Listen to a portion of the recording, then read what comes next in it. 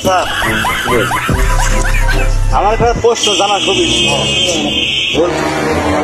আপনি বয়স্ক মানুষ আপনি জানতে পারবেন কোন দেশে মাটি নাই বুঝলেন?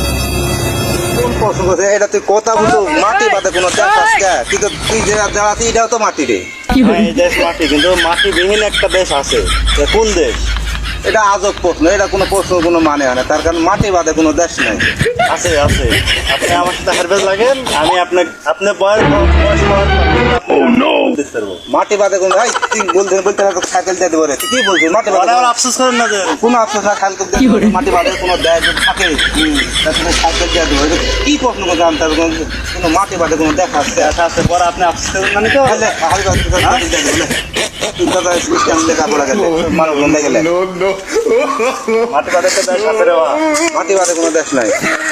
সন্দেশ সন্দেশ সন্দেশ মাটি না। সন্দেশ। হ্যাঁ, সন্দেশে মাটি সাইকেল লাগে চলে গেল।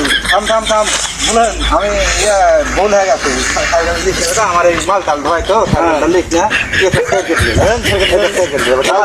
সাইকেলটা লিখ না, ভুল হয়ে গেছে তো। সন্দেশে মাটি নাই। সন্দেশে মাটি আছে কি? না না মাটি নাই, ওটা তোর হার, তোর কাছে হার।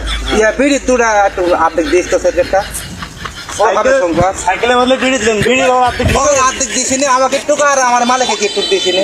আচ্ছা